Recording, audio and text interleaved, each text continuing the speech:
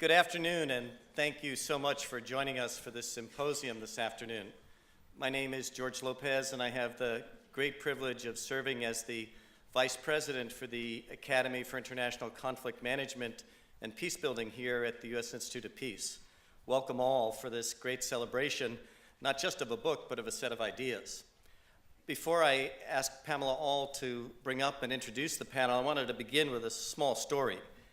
I am a recovering academic, having spent 39 years teaching at colleges and universities.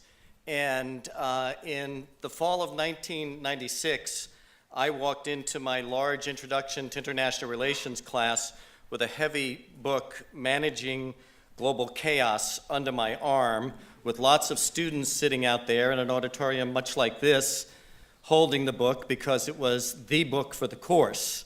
And as you do on the first day of classes, you go through the syllabus, you have some Q&A and et cetera, and one brave student in the middle of the room raised his hand and said, "So," and he's holding up the book, "we're not going to read this whole thing, right?"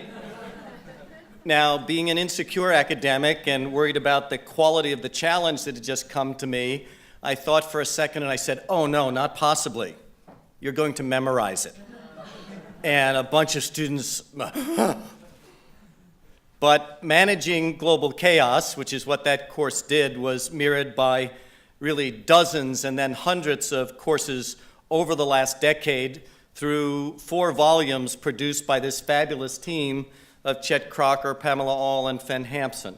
This particular approach of creating, if you will, a Bible of all the best there is about conflict, its dynamics, its changing nature, and potential solutions is the signature that this group has given us in the field, and particularly given us to USIP for over a decade.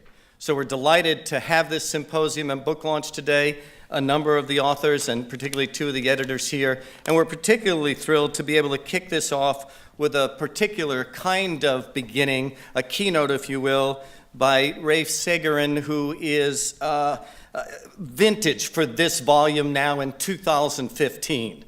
We wouldn't have had you in 96 because our consciousness hadn't caught up to what people like you do. This is somebody, and it's not going to be unusual for me to say, has published in foreign policy.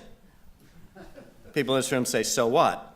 Well, if you've published in foreign policy, have you also published in science, in Nature, in a variety of other blogs, and been on television, radio, etc., and had award-winning books that get you a Guggenheim? This marvelous professor and program director for the University of Arizona's Biosphere 2 will lead us in a whole new way of thinking about our world adrift, talking at the beginning stages of the octopus. Thank you so much for joining us, and welcome. Rafe, please.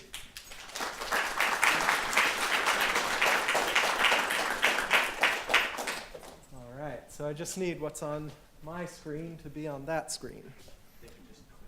Let's see. There we go. Okay. Thank you so much for coming today. Thank you for inviting me and letting me crash the party of the book with my little thin chapter at the end. I am going to talk about a lot of things here today, some big concepts from nature, and I really won't be able to have a thorough discussion about them. That's why I put up my email and my Twitter, and I truly welcome this conversation to continue at any point in the future. A lot of these ideas are from my book, Learning from the Octopus. I know I'm supposed to be selling the other book, so we'll leave that aside for now, but that's where you can catch up on some more of these ideas. And I want to thank my friend Bobby Long, who did this amazing octopus drawing that appears in some places. There are other drawings in this talk that are a little more mediocre, and those are my drawings, but the really good one is Bobby's. So I hope this isn't a surprise to the editors of this volume, but the world has been adrift for a long time. So it's important to recognize that history and that history of things moving, things being unpredictable, and things changing. And the solution to a problem of a world constantly being adrift is not to try to stop it. That is not the solution to a world adrift, trying to put all your energy into stop something that is just going and moving and happening no matter what you do. The solution to being adrift is to adapt. And there is no better source of information as to how to adapt to a world adrift than biology. Biology is an enormous sample size, and the entire sample of biology is about how to live with risk and uncertainty, because those are the two irreducible facts of the world we live in. The world is full of risk, and it is always uncertain. It is a 3.5 billion year old database with literally uncountable diversity when you think not just of different species, but individuals within those species, cells within those individuals, etc. And amazingly, all these things come up in biology that are all the things we talk about in this volume and more generally in international relations and statecraft and peace building. Things like deterrence and strategic partnerships, and there's lots of asymmetric conflict and arms races and even recalcitrant actors or belligerent actors, and that's really unfair to the shark. The shark is just doing what a shark does.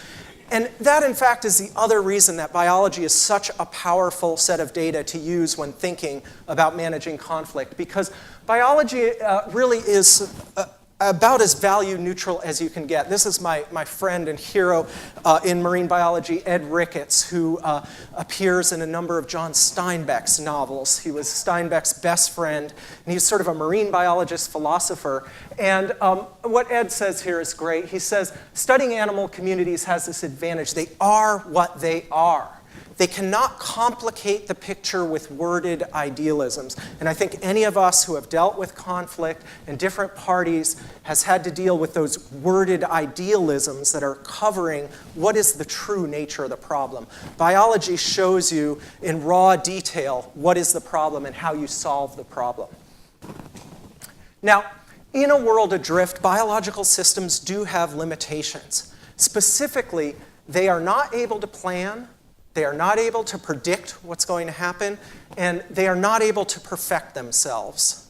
So if you had any notion that biology was a planned exercise, look at this ridiculous fish here, the mola mola. This is the ocean sunfish. It is an absurd-looking animal. If I asked any of you to design a fish, you would never design a fish that looks like this. But it's been incredibly successful at doing what it does. It got this way by solving problems and adapting.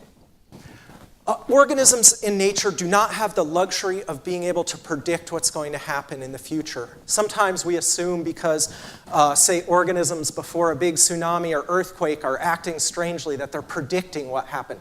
They're just much better at observing changes and patterns in the world than we are. So they're like an early warning sign, but they're not predicting, they're observing. And organisms are unable to perfect themselves. We often hear the term survival of the fittest. It is not at all survival of the fittest. It is survival of the good enough to reproduce yourself. That is all you have to do. And if you think about it, it's impossible to even identify what is perfect. Discovery Channel will tell you that the great white shark is nature's perfect predator. And I say, you know what, it'd be way better if it had laser beam eyes. There is no way to say what is perfect in nature. The great white shark is an awesome predator. It's really good at what it does, and that's all it needs to be. So this is what they do instead. They are, because they can't plan or predict or perfect themselves, they have to adapt. And these are three of several hallmarks of adaptable systems that we've discovered through the years that are very consistent across biology. The first is that adaptable systems use decentralized ways to observe change. And the octopus is a really good exemplar of this.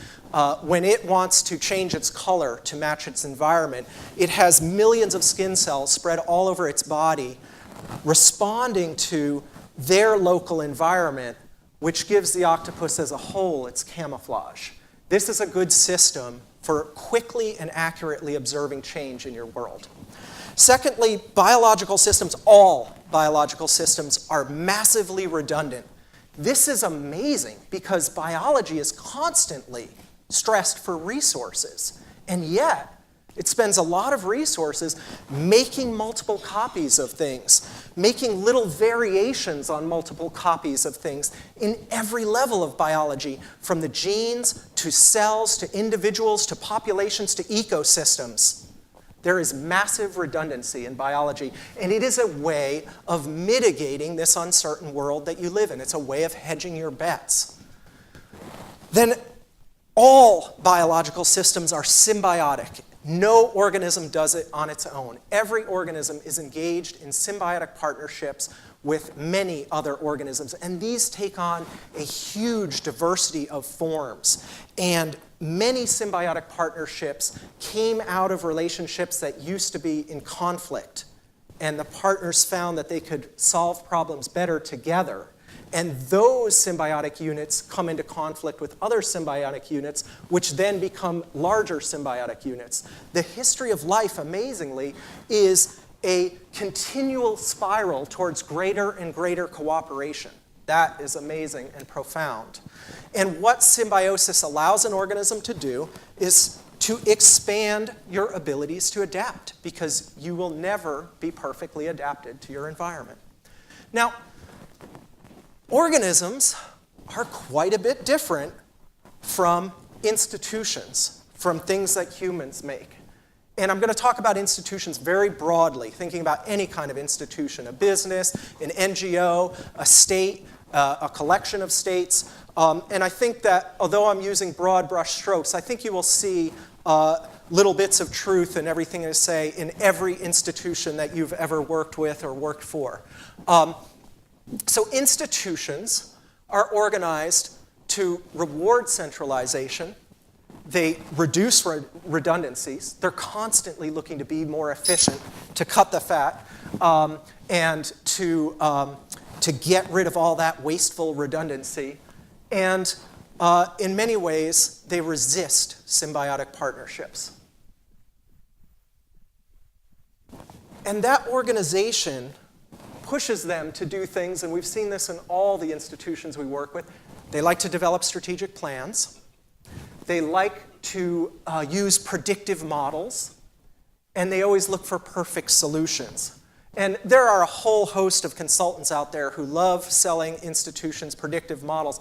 What I've noticed as I look through these kind of clip art flow charts of the predictive models is they're all fairly similar, no matter how complex they are. You get a bunch of data, you throw it into this predictive model, and out comes a pot of gold at the bottom. But the little secret of all of these is there's always this box on the side. This one says business understanding. And I've seen others that say situational awareness.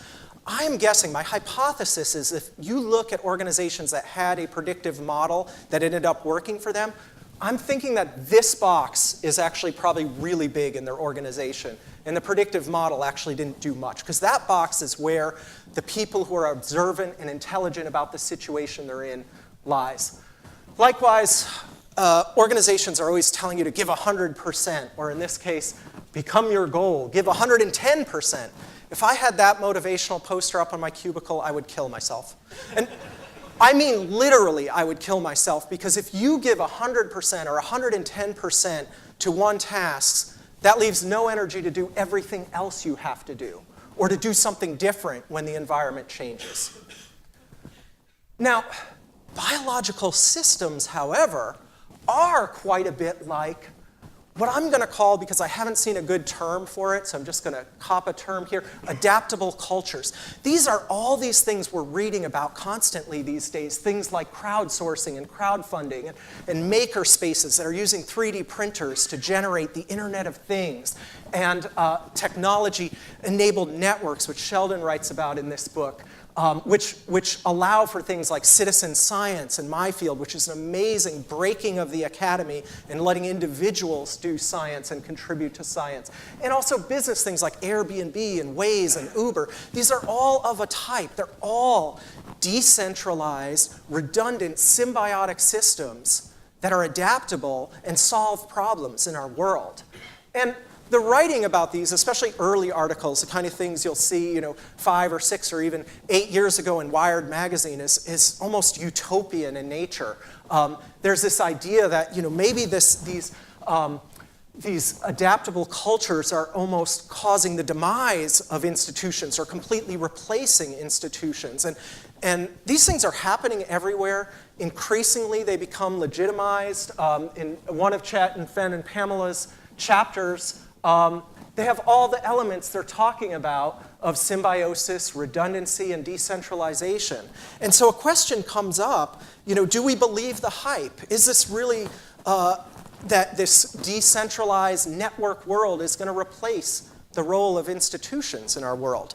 And I basically kind of was going along that path in many of my talks on this topic until I had sort of 3 wake-up calls. And they were all about the 3 exemplar examples I've used in all my talks about adaptable systems. The first is the octopus itself. And it's a wake-up call for me because I was talking about the decentralized, symbiotic nature of the octopus, but I had to recall and remember that the octopus has an amazing central controller. It has an incredible brain, a thoughtful brain, a problem-solving brain. And so I realized that the octopus is really more of a balanced organism that uses both the central controller and these decentralized elements to solve problems. Now, on the human side, I always put up DHS as sort of my exemplar of a centralized, bureaucratic, top-down organization. And I've had many laughs, especially with DHS people, about this kind of organization that was created after 9/11.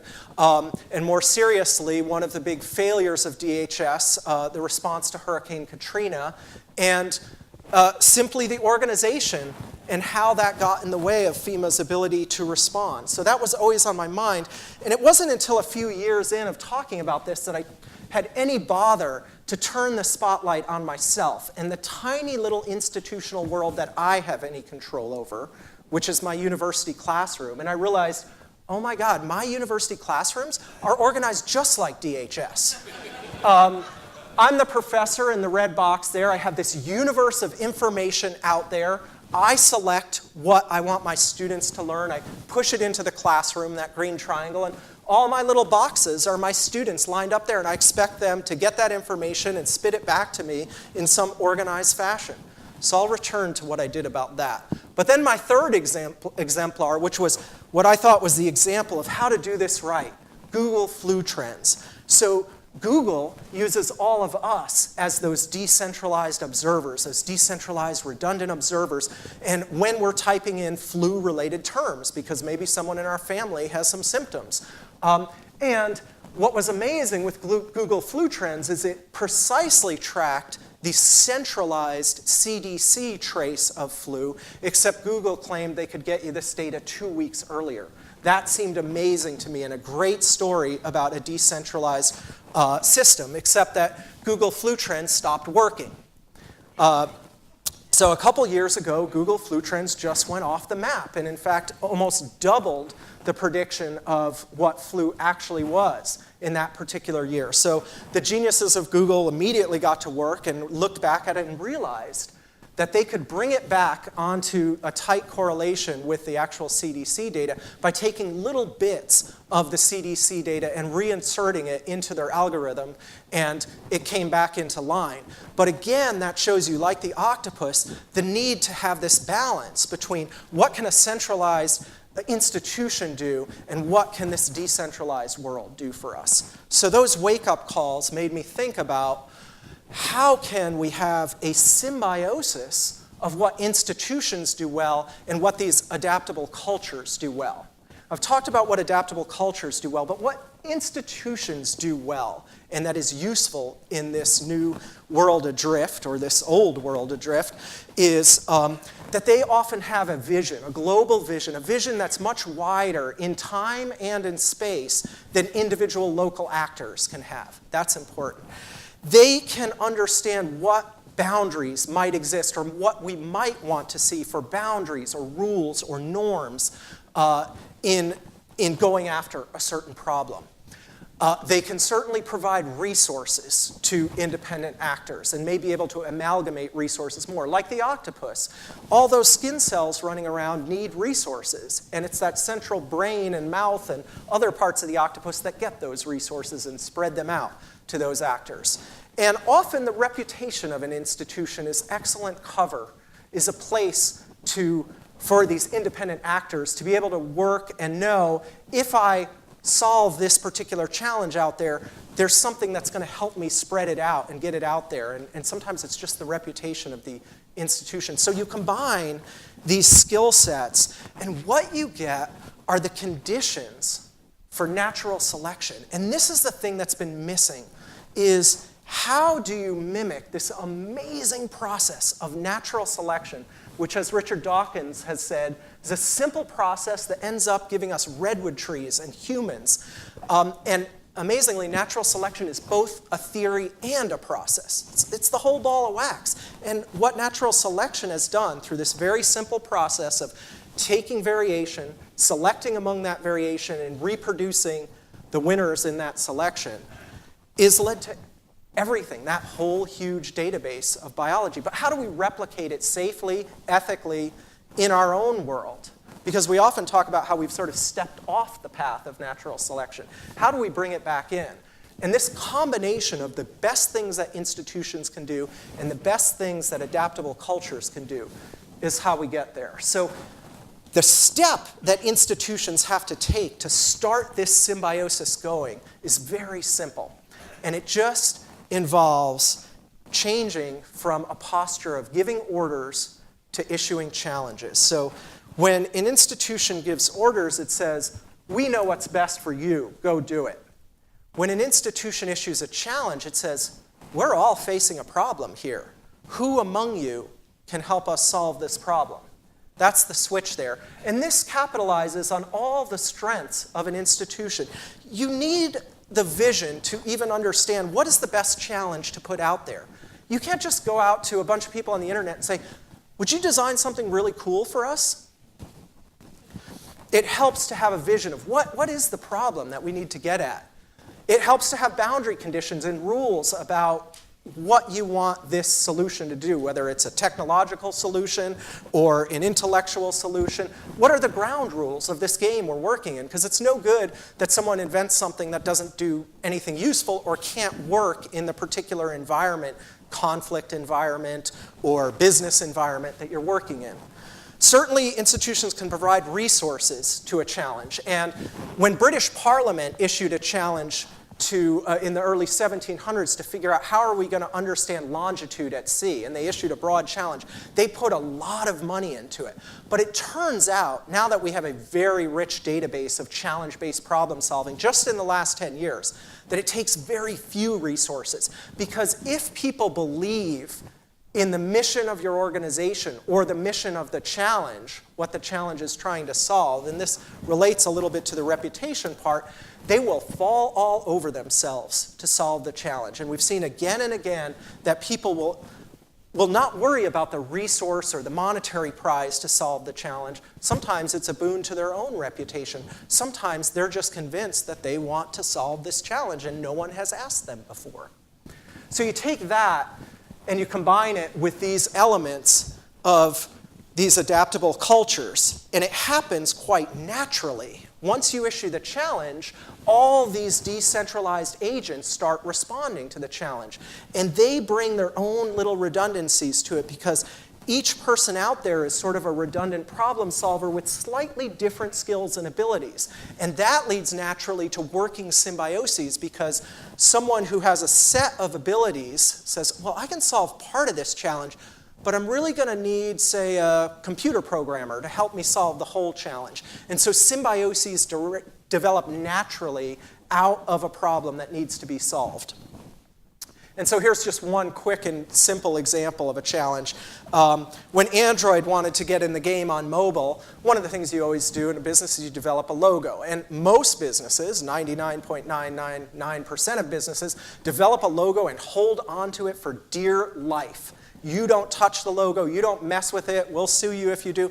Android did the opposite. They said, here's our logo, this cute little robot, do whatever you want with it, people. It's totally open access. And so you had all these people taking memes on this logo, symbiotically mixing the Android logo and R2-D2 and Domo and the pointy-haired boss from Dilbert. And what it did was spread this logo all over everywhere, much better than the institution could have done on their own. It's just a simple example there. But there are challenges that are turning up all kinds of things in every field now. Now we bring it back to the institutional side. So that's great. You got all kinds of great stuff out there. But the thing about adaptation is you can't just adapt once and say, oh, we're great. We adapted. Done. You need to keep that cycle going. That's why you want to create a selective system, a natural selective system that keeps it going. There's a couple things institutions can do to keep this challenge-based problem solving going. One is you use your vision and your sense of what are the boundaries that I'm willing to work within to maintain diversity. Diversity of people, diversity of ideas. I have Dennis Rodman riding the horse backward here because one of the great basketball coaches, Phil Jackson, recognized this. And what he called it was maintaining your heyokas, protecting your heyokas. A heyoka is a Lakota Indian spirit who would cross-dress and ride his horse backwards. And Phil Jackson recognized that Dennis Rodman, this person that the institution of basketball wanted to totally eliminate, he did cross-dress, he did do weird things, but Jackson realized that he was needed to bring the chemistry of these other superstars he had together and to be someone who could make the team work in a different way. So the idea is, who are the heyokas in your institution that you need to protect in some ways? And history is littered with these people like the fighter pilot John Boyd who are constantly fighting against the institution when they should be lauded and protected because diversity is the essential element of natural selection. Without diversity, there's nothing to select. And you use your resources and, thank you, you use your resources and reputation to replicate success. Too often institutions focus on failure and after-action reporting about failure. Nothing in nature focuses on failure. When you fail in nature, you didn't reproduce yourself, and your little experiment of how to live in this world is over forever. Every living thing is an example of learning from its own successes. And so you need to make space in your organizational culture for identifying those successes, even little successes, out of a larger failure, and learning how to replicate those. That's how you build from success to success, just like nature does. It doesn't build from failure to success. It builds from success to success to success.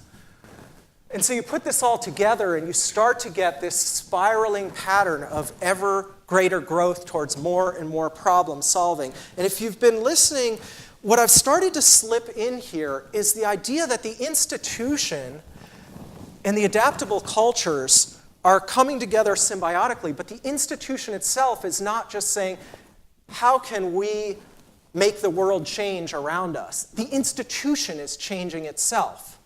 And so we get some wisdom here, the idea of being the change. And I'm sorry for anyone who has this bumper sticker. Gandhi never actually said, be the change you want to see in the world. But he did say something quite close, which is, if we could change ourselves, the tendency in the world would also change. And that is a very, to me, biological statement, because every biological organism is both changing itself and changing the world around it. And those changes in the world around it are feeding back on its own changes in this recursive spiraling pattern.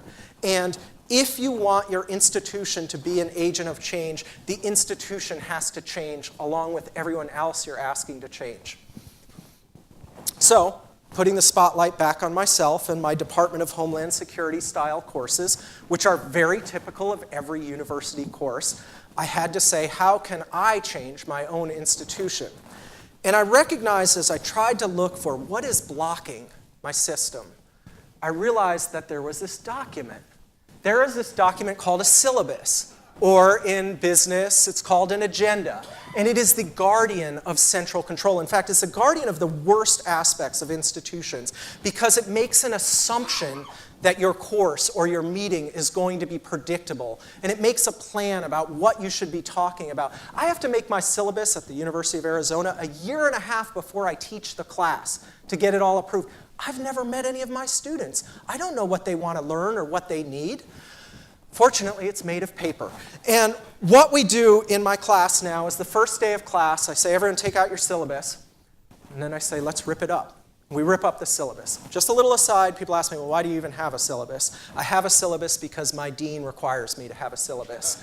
If you want to be an agent of change, sometimes you have to be like a virus and cover yourself in a protein cloak that allows you to get into the body without the immune response. So I dutifully make my syllabus and go through the learning outcomes assessments and all that. But we rip it up, and then I say, what do you want to learn about this topic, and what could you help teach your fellow students about this topic? And from those two questions, every student has to lead a class period about a given topic that they're interested in. Because I can't possibly teach them every subtopic within, say, marine conservation in a semester. So I let them choose what they want to learn about within that topic. And then every other student has to respond to that on a course wiki site that we create. So every day has a new course wiki page, just like Wikipedia, except it's everyone putting in something that they've learned or are interested in this topic, so that when we come into class, everyone has some little piece of ownership of this class. And I'm going to show you what one class period looks like. These are real data. I'm going to show you in the next slide. This is what my class looks like now. Now, every student is out there in this universe of information, which is constantly changing. There's no way stuff I have on marine conservation from a year and a half ago is as relevant as something that was just posted on the internet that last night when one of the students grabbed it and put it into the course wiki. And they're riffing off each other, things that were posted by students before them, off other classes, and it's all going into that green triangle, the class. And look at me, I'm the red box there. I'm not doing anything. I don't have to do anything. This thing is a self-generating system, and it goes. These kind of decentralized classrooms are much more adaptable to new knowledge. They're easier to run. They're far more effective, in my experience. And here's the thing, and this is the crux of when you want to be the change. They are impossible to predict what's going to happen.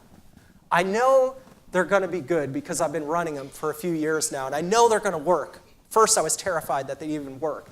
Now I know they work, but I never know what's going to happen. For example, one year I had a student who wanted to teach about shark conservation. She was very interested in sharks, so she gave some information about sharks. One of the biggest problems with shark conservation is that they are finned, their fins are cut off, and the fins are used for shark fin soup in Asia, which is a delicacy there. In this particular year, I happened to have a student in the class who was Chinese, and what he put up on the wiki site was his wedding menu. And then he talked about, in class, because everyone said, hey, what was that you put up? I can't read Chinese. Tell us about it. What he said was, this was my wedding menu, and unlike all of my friends' wedding menus, it does not have shark fin soup on it. And let me tell you what hell my bride and I went through to try to have a wedding in Taipei without shark fin soup on the menu. And that story, which was so relevant to all the students and his peers in the class about peer pressure, cultural pressure, parental pressure, was so powerful. It was a lesson I never could have told, citing some FAO statistics about sharks. And that will never happen again in my class, but at that time, it was the greatest lesson that I could have had on shark fin soup. And so that's why when you start developing adaptable systems, you find again and again and again, they develop what we call emergent properties, things you would not predict by the elements that you put into this adaptable soup. You could never predict them. It's also known as serendipity. Serendipity is this. It's these simple molecules forming something like an octopus or a redwood tree or a human being. And we should pay attention to that because a world adrift needs a little serendipity. Thank you.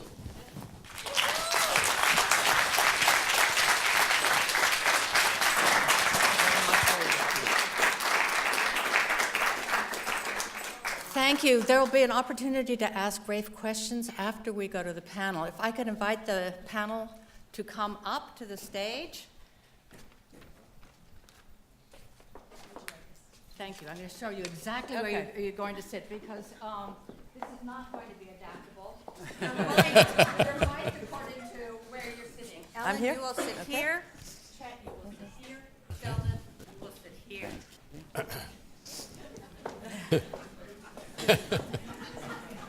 Sorry about that, Rafe. And I don't know, can you hear me?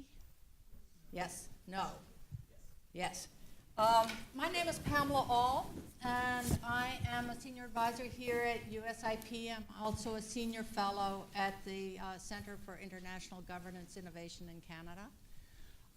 And I am an editor of the book, Managing Conflict in a World Adrift. Very pleased to be here today to ask questions to our wonderful panel. The panel, they're very illustrious people all by themselves, but they also happen to have written chapters for our book. So we will be talking about their ideas, not only in their chapters, but also their ideas in general. So let me introduce them. To my left is Chester Crocker. He is my co-editor and co-author in a number of these books, but his day job is as a James R. Schlesinger Professor of Strategic Studies at Georgetown. He was the chair of USIP for a number of years, the board of directors of USIP for a number of years. He also was at the State Department. Many of you may know him as the former Assistant Secretary of State for Africa.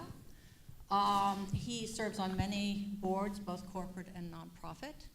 And as I said in the beginning, he has done a number of books, some of which have been done with USIP. And the title of his chapter, I'm going to tell you the titles of everyone's chapter so you can understand where they're coming from. In this book was The Diplomacy of Engagement in Transitional Polities. To his left is Ellen Leibson, who is the president and CEO of the Stimson Center, which is a public policy institution which was awarded a MacArthur Foundation Institutional Genius Award. She is herself a Middle East expert, and she's also had a long career in government, including as vice chair of the National Intelligence Council. To my far left is Sheldon Himmelfarb, who is president and CEO of the recently established Peace Tech Lab, and he's the founder of the USIP programs in media and conflict and science and technology and conflict. And he has also worked in the private sector. He's worked on the Hill, and he was head of Search for Common Ground's media division and did a lot of work on the ground using media for conflict management. And his chapter is Promise and Peril, the Role of Technology-Enabled Networks in Conflict Mitigation. Ellen's chapter, which I forgot to tell you, is From Somnolence to Turbulence, the Global Awakening. So welcome to all of you, and delighted that you could join us this afternoon. I'm going to ask you a couple of questions, and it would be great if you could answer both on the basis of your chapter and your broader experience. And then we'll open up to questions from the floor, and Rafe will join us for that time. So, managing conflict in a world adrift is not the title we started with, as you well know. In 2011, when we were starting to think about this book, we called it Managing Conflict in an Age of Awakening.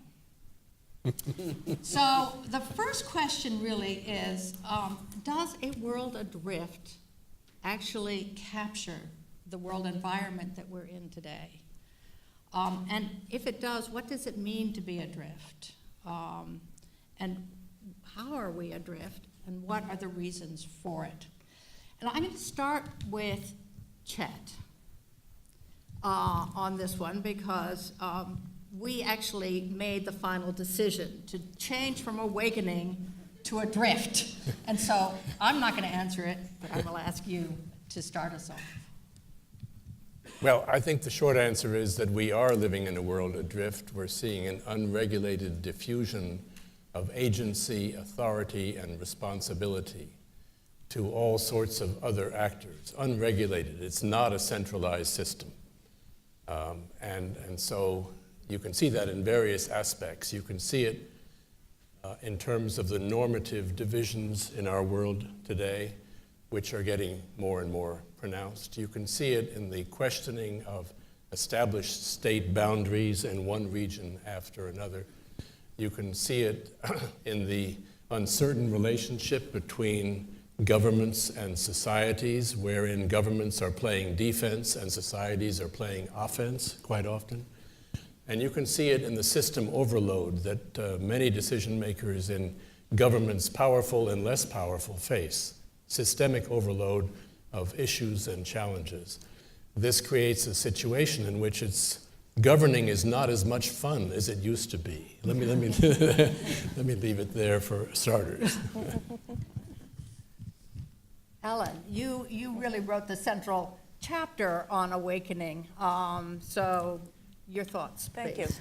you. Pamela, well, I think if we think of the macro picture, as Chet did, instead of adrift, I might say unhinged.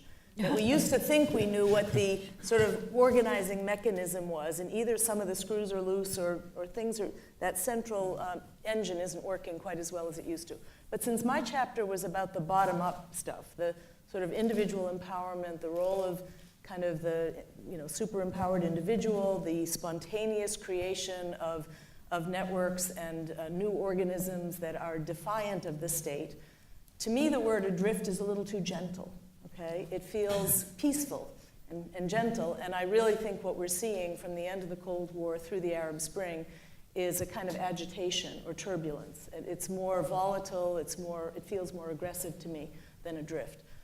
Because, in the good days, the early days of the Arab Spring, the happy days of the color revolutions, we thought we were seeing a kind of evolutionary process of greater freedom that should have led to a greater sort of sense of satisfaction, of sort of that index of happiness or whatever that at least some countries think is a relevant metric of success. And instead what we see is that this period of redefining state-society relations has not settled down at all. And so we're seeing lurching back and forth between states trying to reassert control. But I think the story's not over yet. It's not the end of history. It's not the end of, we're not either all moving in the democratic direction or all rejecting it. It's a messy world in between. Animals may not be able to predict in their adaptation, but we can. So whether we do it right or not is another question. But I do want to follow up this question a little bit on the adriftedness to ask you for your thoughts of what's next. Where are we headed? And this is a surprise question, so your thoughts may not be fully formed on this, but I do want to point out something that Ellen said in her chapter, which was that we may be lurching between 19th century border and religious wars and a new global culture of highly networked and highly educated young professionals. And, are we going into a bifurcated world where you'll have almost two classes of environments, or will it be something else? And since, Ellen, I used your quote, I'm going to start with you. Well, I think there's no question that there's winners and losers. There's winners and losers at the state level and at the community and at the individual level. So I think that we should not assume that it's all going to aggregate up into one story that moves in a single direction. And again, the Arab Spring, which I was writing in the period where we were sort of shifting our understanding of how the Arab Spring was playing out, of this lurching back and forth, which I think is something to consider. And if we think of some of the global trends with the demography, countries that realized late in the game that demography was going to be part of their destiny, of whether you can achieve greater, equality of access and opportunity, or whether you're going to have within single countries, enormous discrepancies, maldistribution of income, et cetera. So, it's the bottom of the pyramid that lurches to the 19th century wars, and yet we still see very exciting elites around the world where young people can be more global, more mobile, more cosmopolitan. So, there's many different stories here. But you know, in this discussion, I was thinking just of the news this week that here, big country, Nigeria, has to postpone elections because a non-state actor has made the state feel vulnerable about its ability to control its own territory. In India, you know, triumphant ruling party now is trounced in municipal elections by a party called the Common Man. So, I mean, we keep having these examples of unplanned, unpredictable, bottom-up occurrences that make states feel less confident that they are the unit of governance. And I think what we're seeing, you know, not all of these stories that we're telling are necessarily about violence and conflict, but they are about that your point about loss of control, very uneven quality of governance. Can services and you know, can political entities deliver services so that the pact between people and the state is understood? And I think that's where this, you know, the systems are getting frayed around the edges. Chad? Yeah, I think it's going to have to get worse before it gets better. That's the short version. We're seeing a loss of coherence in the solving of problems. And that loss of coherence means a loss of unity of action.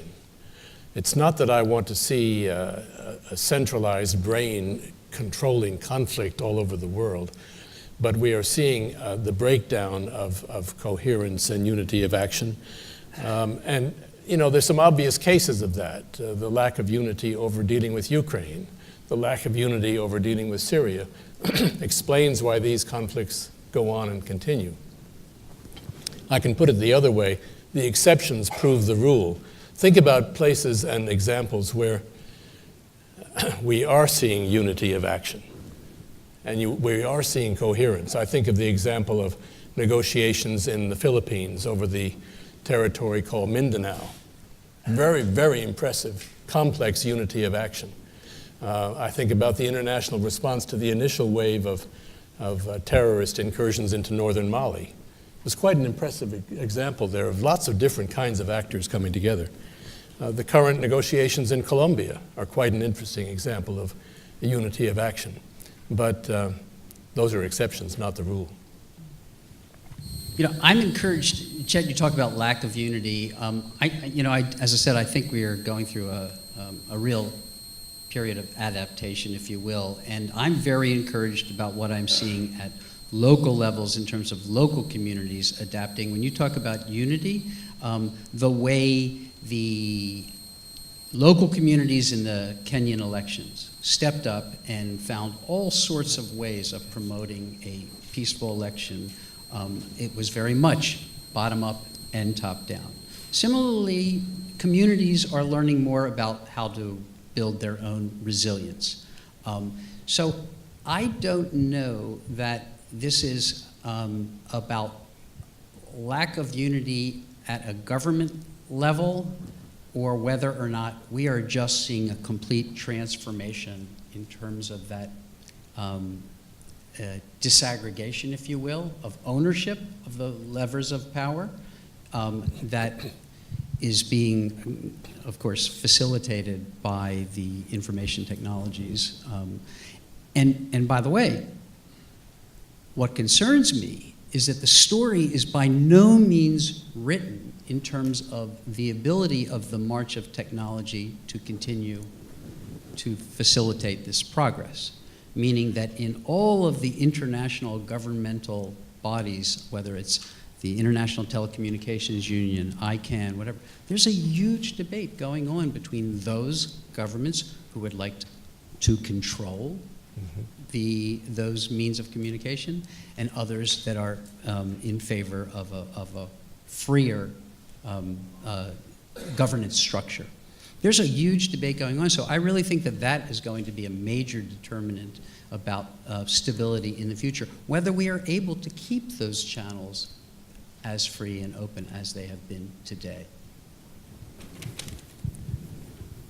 Let's Give her turn back the to conflict management, the conflict management side of this equation here. And staying with you, Sheldon, your thoughts on the role that social media can play in conflict management. You've already alluded to it a bit.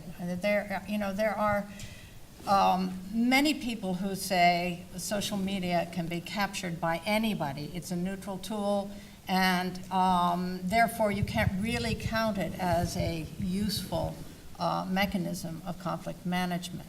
I would like to hear your thoughts on this.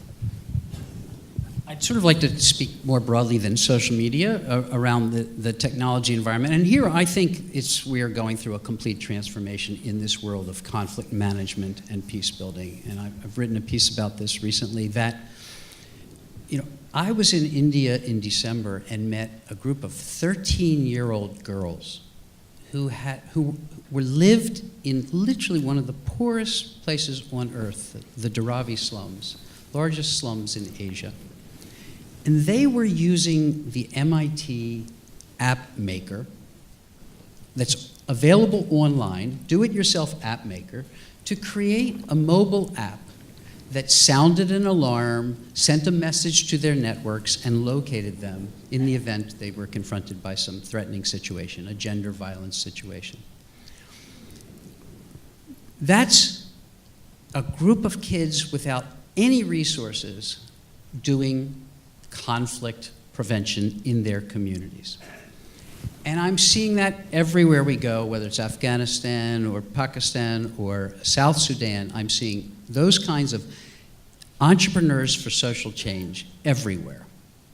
And what I think that means is this field, which was for the last 30 years, conflict management field, about professionalization of the field, where we were creating university programs dedicated to conflict, degrees in conflict management, where at USAID and State Department, they're creating departments dedicated to conflict management. Here we're seeing the democratization of conflict prevention, thanks to the change of information flows, the change of capital flows. Those girls are now online trying to raise money for their work by crowdfunding. It's a completely new game for our field.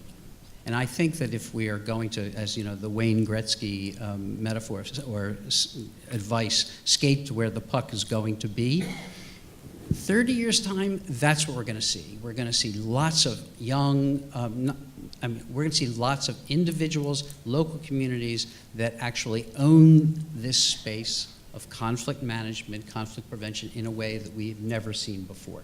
I think it's a big change coming up in our field.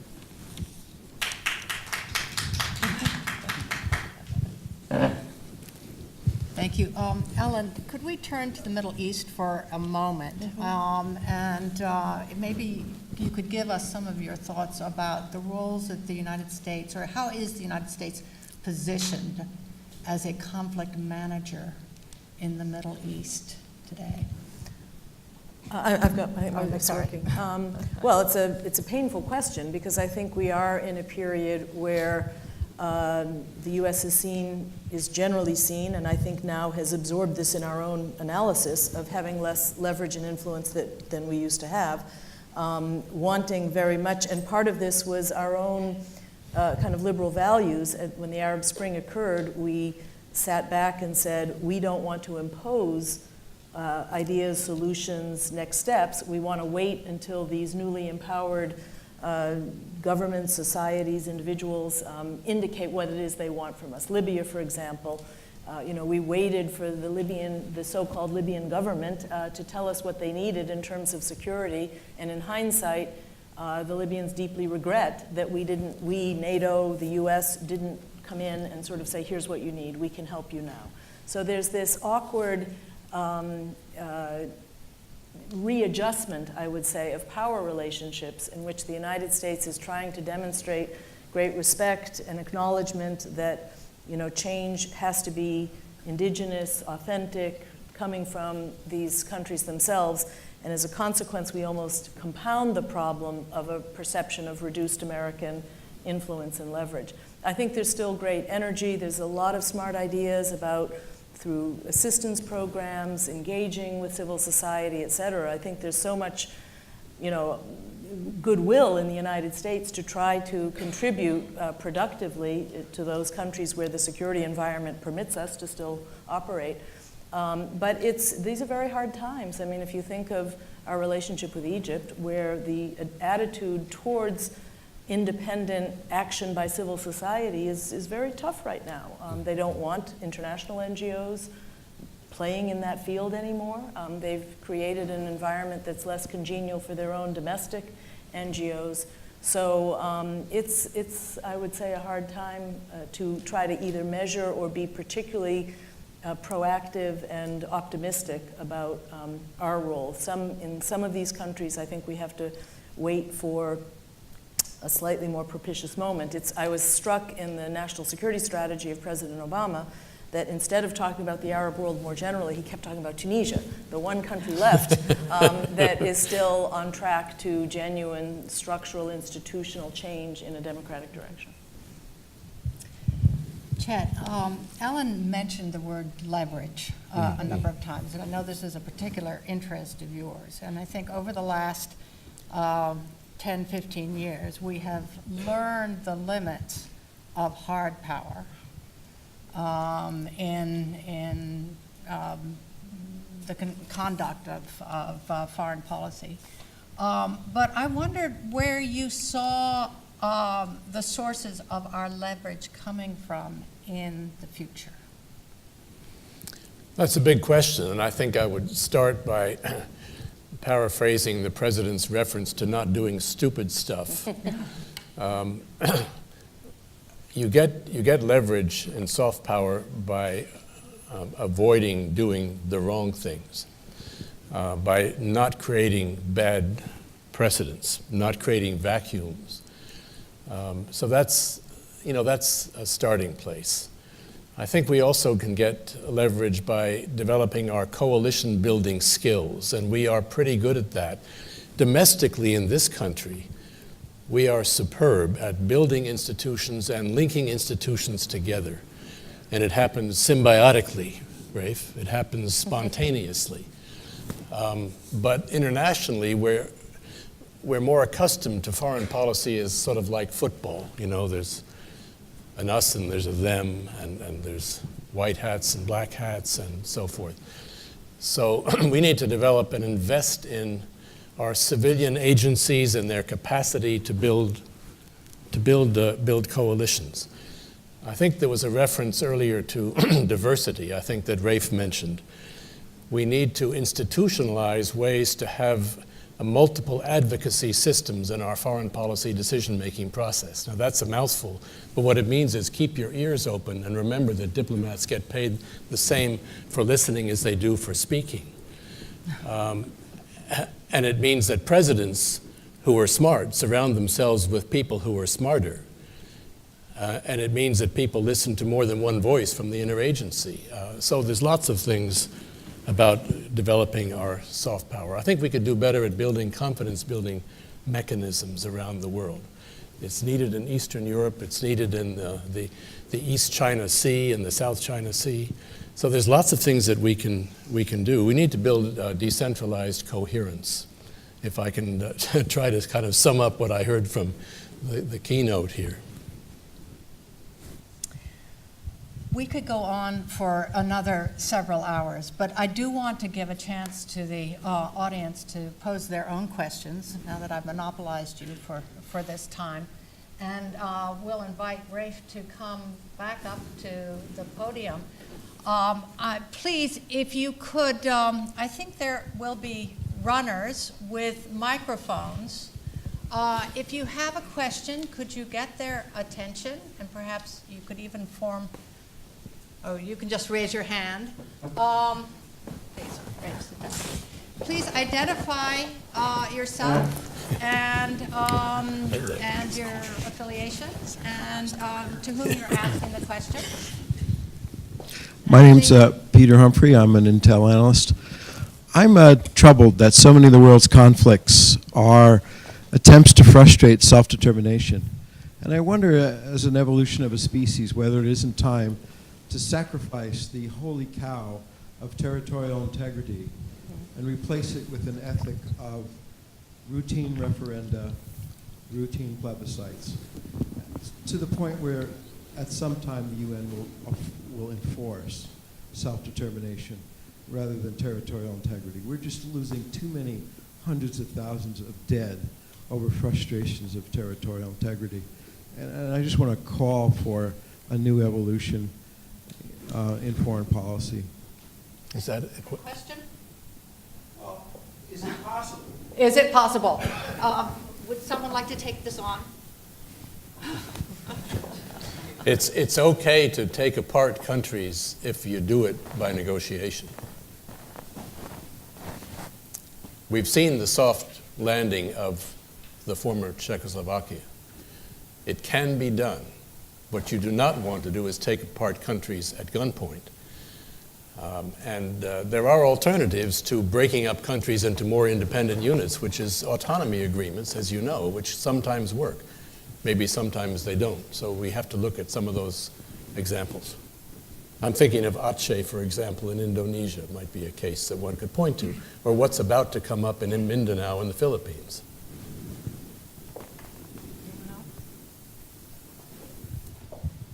Thank you very much. A wonderful panel and a wonderful original presentation from the biological perspective. I'm Steve Mosley. I represent the United Nations Association in the National Capital Area. I'm also on the board of the Alliance for Peacebuilding. None of you has talked about the United Nations in this state of need for adaptation, change. Could you comment on where you think the prospects for flexibility, adaptation, evolution, or cite examples of successes on which we can build successes, as our first speaker talked, that have been performed by the United Nations, or how might we help further, either as civil society or as a government to some extent, to make that institution be more adaptable and more successful on these issues? Well, I think I can link the first question and the second question because it's about how sacred is the principle of sovereign states. Yeah. You know, the UN system is based too much on this sacred unit of political authority in the state and has always stopped short of actually creating a supranational decision-making body. And from the US perspective, historically, that's been a good thing. We've not wanted the UN to be truly a global government, but many other countries look at it differently. But it is whether state sovereignty is a more adaptable concept. Instead, it's been imposed somewhat rigidly. I think the demand for reform in the UN system has been pretty clear and pretty steady for, certainly since the end of the Cold War, when the United States and Russia actually learned to behave more productively under UN auspices to put to an end all those proxy wars of the Cold War period. But the UN really lags behind in sort of getting to the finish line on some of the ideas for reform. I mean, I was just talking to the Japanese mission to the UN.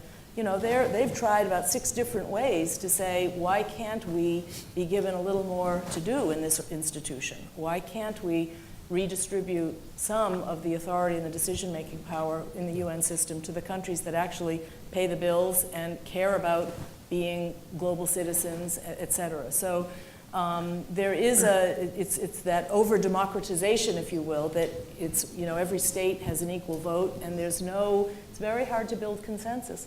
The US, strangely enough, I think, is often a rather passive actor. I mean, we in theory like the idea that the UN should modernize and reform itself, but we never have as big a stake in it as other countries do. So we have not been, I think, a very dynamic proponent of UN reform or restructuring. I just want to say that with age comes wisdom sometimes. So, Chet. Yeah, I might take issue with Sheldon on a couple of these issues concerning the UN system. Tell it to the Chinese. The Chinese have decided that the UN is a forum of choice for their global diplomacy. They have many times increased the size of their contribution to UN peacekeeping in order to raise its game. And they are paying a lot more for the UN peacekeeping budget. The US taxpayer pays about 27-28% of the UN peacekeeping budget, but the executive branch doesn't want to talk about it because then people will say, well, they're going to come in black helicopters and take away the US Institute of Peace. And so there's a problem there about the domestic politics of the UN, And yet we rely on the UN very heavily, especially for conflict management and conflict response in Africa, where the UN spends about 80% of its energy. So I think it's a complicated picture. Thank you. The next person? I'm not sure where it is, please. Ken Dillon, Ciencia Press. This is for Dr. Sagaran. You have here a pretty receptive audience. Do you receive invitations to present from countries like China and Russia, and what happens when you do present there?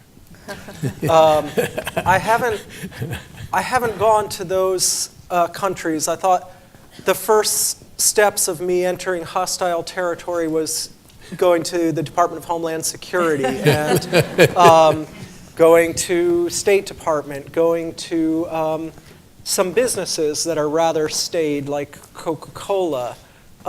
So the domestic challenge was there enough so far, so I haven't explored how other countries would respond to this. But what I always find, no matter where I present, is that there is a receptive audience, even if the institution is not receptive or isn't acting in that way, in that there are these people, these heyokas in every organization that are just trying to make change. And the thing that I try to emphasize is you don't need to change the whole institution top to bottom. You need to change that area within which you work and maybe have some control over your little universe, like I did with my little classroom. I'm not changing the University of Arizona. They will ask for a syllabus until the sun blows up. But I am changing my classroom, and that's working, and I'm spreading that knowledge, and that's how you affect change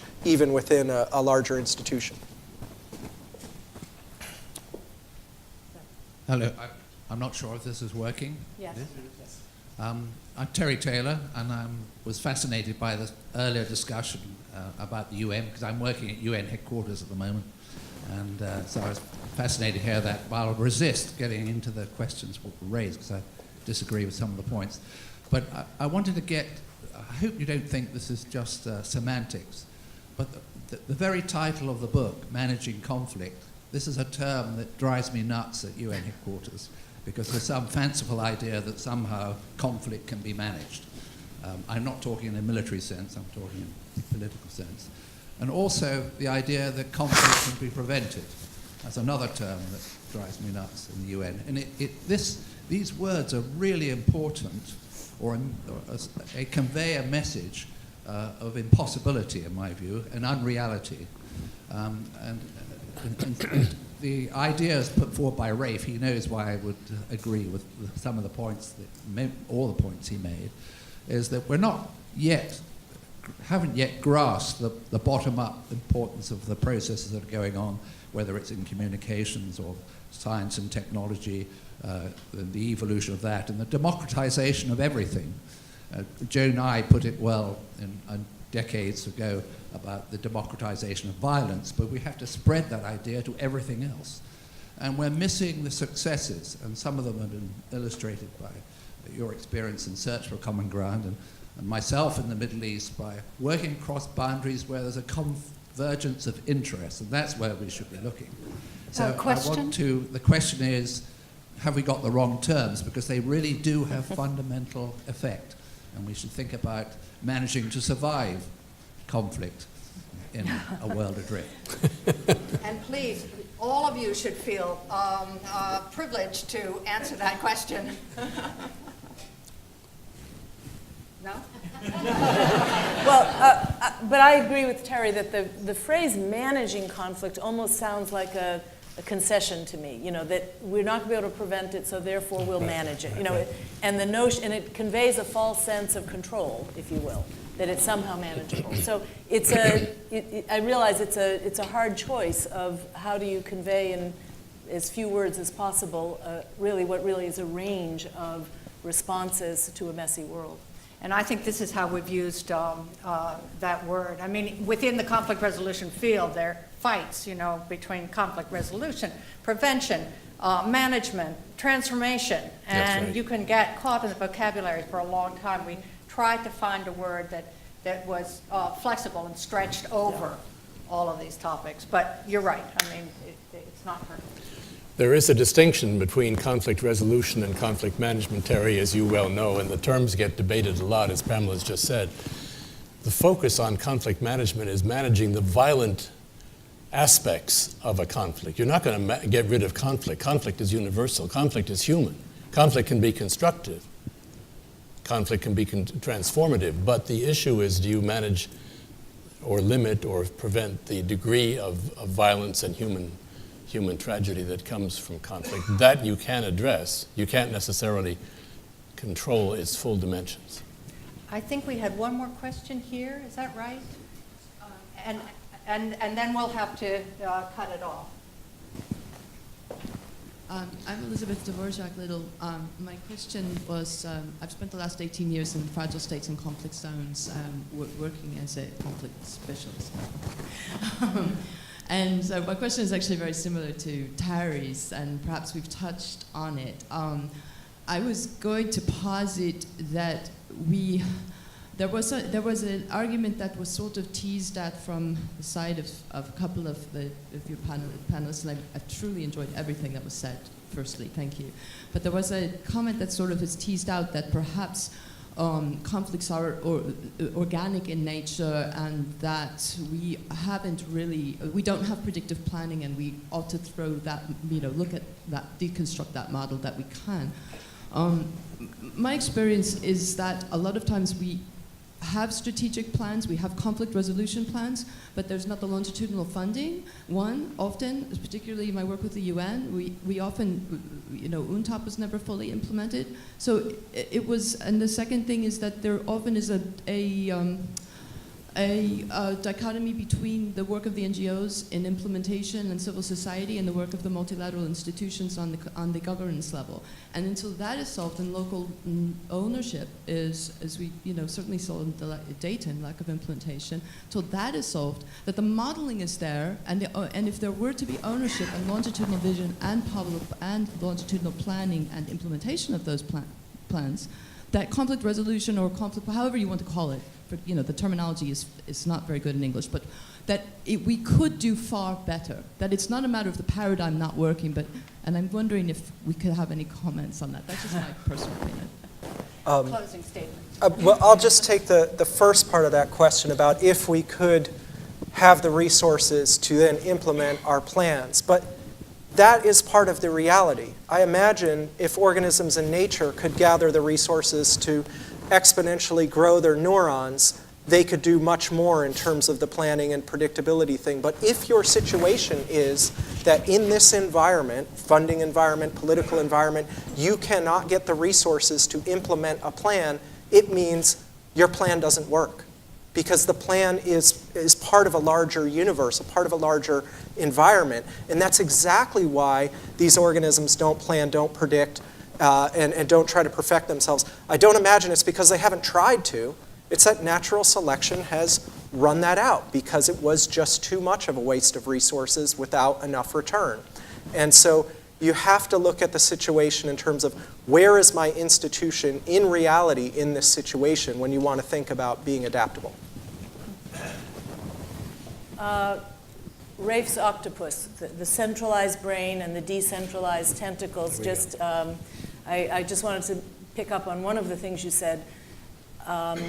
The choice isn't to invest all the effort in civil society or in the state. It's both, okay? And it's how do we promote both, more empowered citizens, more capable non-governmental organizations, but not at the total neglect or expense of some form of centralized political authority. So it sounded to me like you experience, and I think in many aid programs, there's sometimes a romanticism that civil society can do it all. And I actually am looking for that greater balance between the central and the decentralized of, you still need the state to be competent. You want it to be responsive. You want it to be attentive to the demands of citizenry, but you don't want all these interventions to be totally on the sort of new politically correct non-governmental side, in my view. Yeah.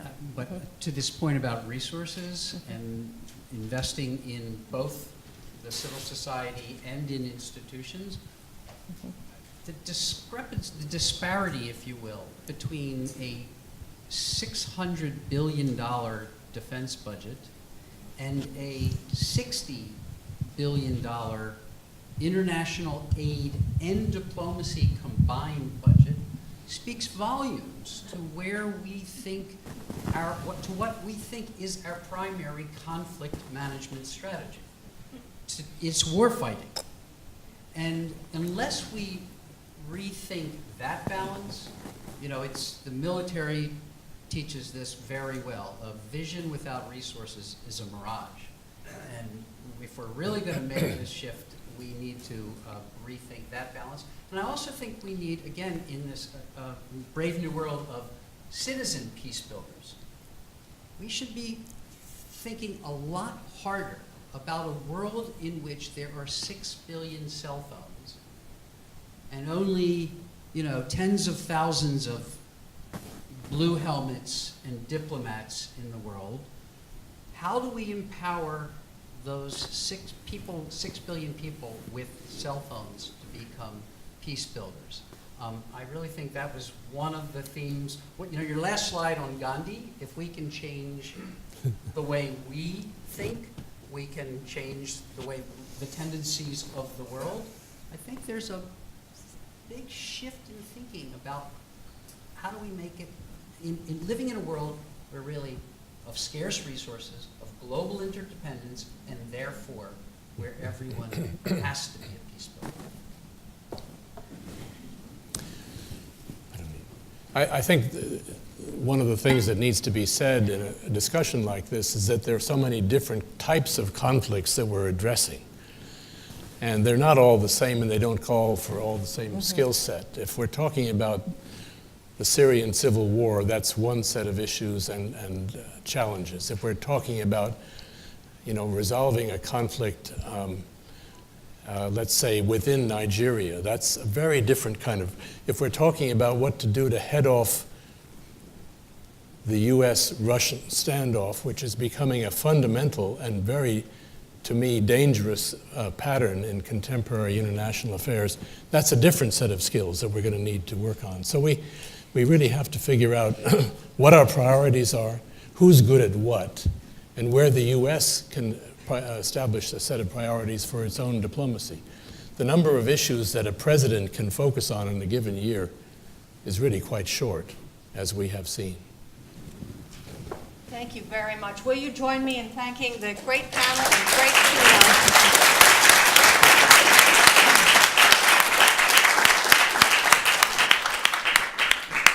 And I now have the pleasure of introducing Nancy Lindborg, who is president of the U.S. Institute of Peace and has been so for 8 days.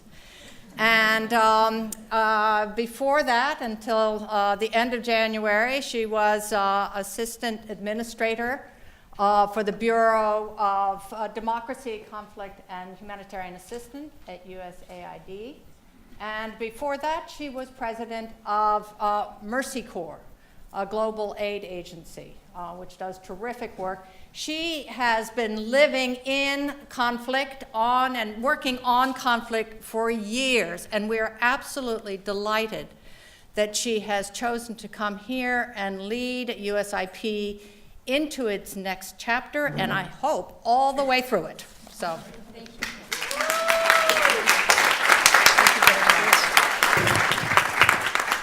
Hi, thank you everyone. Thanks, Pamela. I am delighted to be here, and one thing I will not do right now is attempt to summarize what was an extraordinarily rich conversation, and exactly the kind of conversation that I'm so delighted we're having here at USIP. I would just make a couple of comments, and first and foremost, a big congratulations to Chet and to Pamela for their accomplishment of editing this book, which is really a book version of the kind of convening that I think USIP does exceptionally well, where you've got all of these voices and ideas and thoughts edited into this volume that can really create, catalyze, and prompt the kind of conversations that we just had here in all the classrooms that I know you're going to want to bring that into a biology conversation, right? But this is exactly the kind of work that USIP is chartered to do and has excelled in doing, and then bringing these kinds of convenings that cross boundaries, where you have different institutions, different disciplines coming together to get that richness of conversation that helps us think differently about what are, without question, growing and different challenges in the world. And Rafe, I want to thank you for putting that framing around the conversation. I'm extremely heartened by your comment that nature is a continual spiral of ever greater cooperation. And I'm surprised we didn't, that's the one thing that I wanted to pick back up on, because we are without question in a world of conflicts that have been seemingly at an ever accelerated pace. And I came out of USAID at the end of 2014, which was a record year in terms of violent conflicts that turned into crises of humanitarian catastrophe, such that they rated a level 3, which is the worst UN rating for humanitarian crisis. All of them are unique and distinct crises, and it feels as if things are really falling apart. But there are also in the backdrop extraordinary indicators of progress in terms of human health and adherence to norms that will bring us forward on greater peace and greater stability. And so we need to be balancing these pieces together. And I also appreciated the conversation about, is it adrift, is it agitated? And I want to challenge all of us to continue to think about that word as a part of a point of departure for the ongoing conversation. So thanks to all of you for being here today, for the work that I know many of you in this room are doing as you think about these challenges. And I invite now all of us to continue the conversation at the reception, which is just out the doors. Yes, so just head out the doors. But thank you to all of you. Thank you for your continued engagement with these issues, and we look forward to continuing the conversation as a part of U.S. Institute of Peace. Thanks.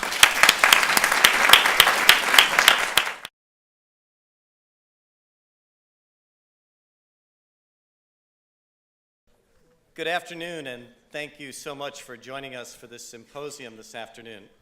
My name is George Lopez, and I have the great privilege of serving as the Vice President for the Academy for International Conflict Management and Peacebuilding here at the U.S. Institute of Peace. Welcome all for this great celebration, not just of a book, but of a set of ideas. Before I ask Pamela All to bring up and introduce the panel, I wanted to begin with a small story. I am a recovering academic, having spent 39 years teaching at colleges and universities. And in the fall of 1996, I walked into my large Introduction to International Relations class with a heavy book, Managing Global Chaos, under my arm, with lots of students sitting out there in an auditorium much like this, holding the book because it was the book for the course. And as you do on the first day of classes, you go through the syllabus, you have some Q&A and et cetera, and one brave student in the middle of the room raised his hand and said, "So," and he's holding up the book, "we're not going to read this whole thing, right?" Now, being an insecure academic and worried about the quality of the challenge that had just come to me, I thought for a second and I said, "Oh no, not possibly. You're going to memorize it." And a bunch of students, but Managing Global Chaos, which is what that course did, was mirrored by really dozens and then hundreds of courses over the last decade through 4 volumes produced by this fabulous team of Chet Crocker, Pamela All, and Fen Hampson. This particular approach of creating, if you will, a Bible. Base with literally uncountable diversity when you think not just of different species, but individuals within those species, cells within those individuals, etc. And amazingly, all these things come up in biology that are all the things we talk about in this volume and more generally in international relations and statecraft and peace building. Things like deterrence and strategic partnerships, and there's lots of asymmetric conflict and arms races and even recalcitrant actors or belligerent actors. And that's really unfair to the shark. The shark is just doing what a shark does. And that, in fact, is the other reason that biology is such a powerful set of data to use when thinking about managing conflict, because biology really is about as value neutral as you can get. This is my friend and hero in marine biology, Ed Ricketts, who appears in a number of John Steinbeck's novels. He was Steinbeck's best friend, and he's sort of a marine biologist philosopher. And what Ed says here is great. He says, studying animal communities has this advantage. They are what they are. They cannot complicate the picture with worded idealisms. And I think any of us who have dealt with conflict and different parties has had to deal with those worded idealisms that are covering what is the true nature of the problem. Biology shows you in raw detail what is the problem and how you solve the problem. Now, in a world adrift, biological systems do have limitations. Specifically, they are not able to plan, they are not able to predict what's going to happen, and they are not able to perfect themselves. So if you had any notion that biology was a planned exercise, look at this ridiculous fish here, the mola mola. This is the ocean sunfish. It is an absurd-looking animal.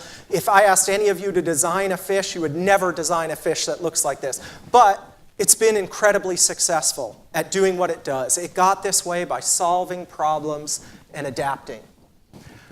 Organisms in nature do not have the luxury of being able to predict what's going to happen in the future. Sometimes we assume because, say, organisms before a big tsunami or earthquake are acting strangely that they're predicting what happened.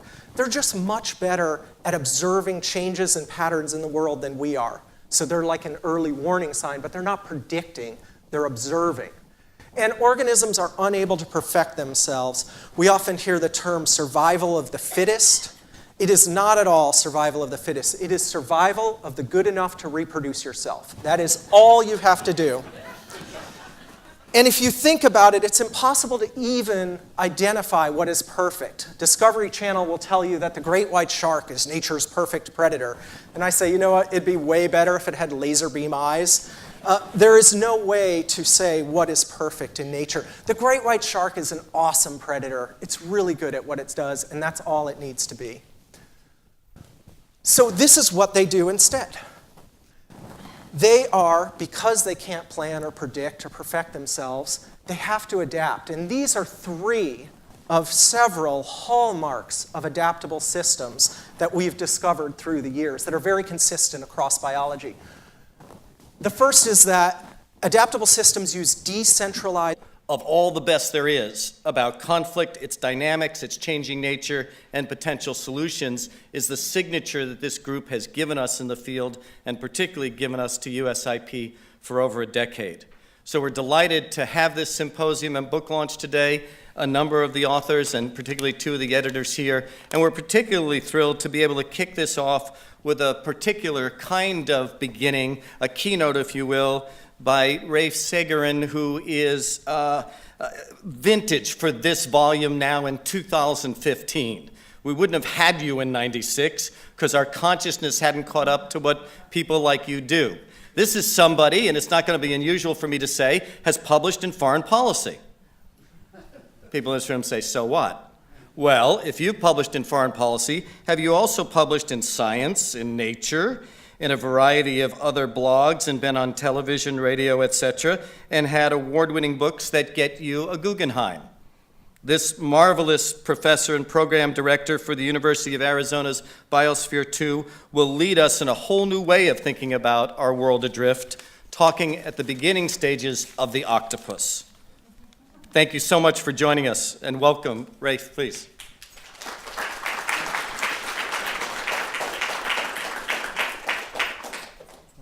So I just need what's on my screen to be on that screen. Let's see. There we go. Okay.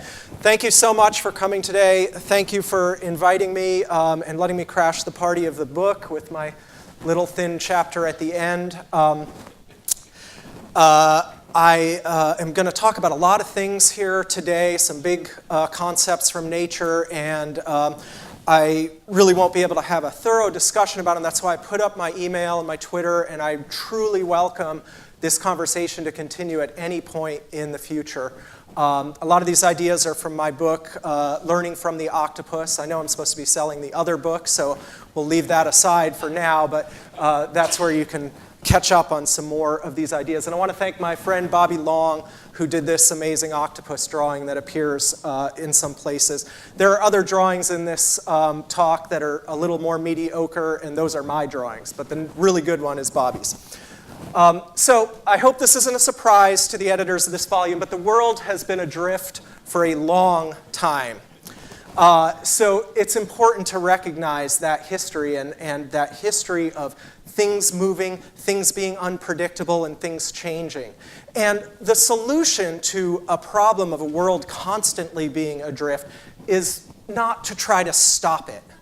That is not the solution to a world adrift, trying to put all your energy into stop something that is just going and moving and happening no matter what you do. The solution to being adrift is to adapt. And there is no better source of information as to how to adapt to a world adrift than biology. Biology is an enormous sample size, and the entire sample of biology is about how to live with risk and uncertainty, because those are the two irreducible facts of the world we live in. The world is full of risk, and it is always uncertain. It is a 3.5 billion-year-old database